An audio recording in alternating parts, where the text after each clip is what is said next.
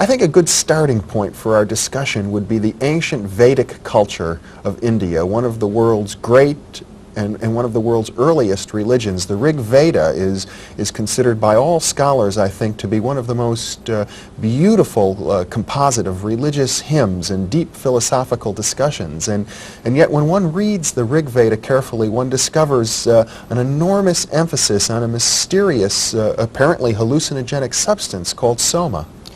Yes, you're quite right. The ninth mandala of the Rig Veda is entirely devoted to singing the praises of Soma, and yet we do not know what Soma is or was.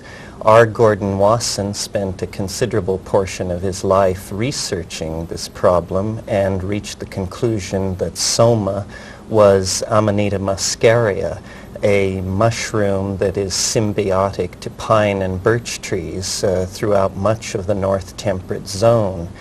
However, scholars have cast doubt on his identification of Soma. Nevertheless, what we learn from Wasson's scholarship is that plants with hallucinogenic chemical principles in them have had an enormous impact on shaping the psychology of various cultures, both pre-literate and literate, throughout the world.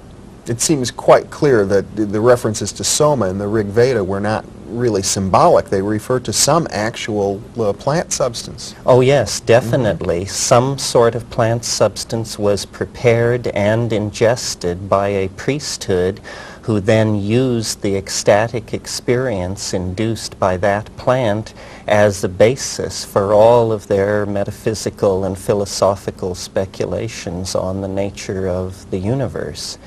The case of Soma is by no means unique. My own field of interest was the Amazon basin, where we don't have a great written literature, but we do have an extensive oral tradition and a tradition of hallucinogenic plant use that persists to the present day. Mm-hmm.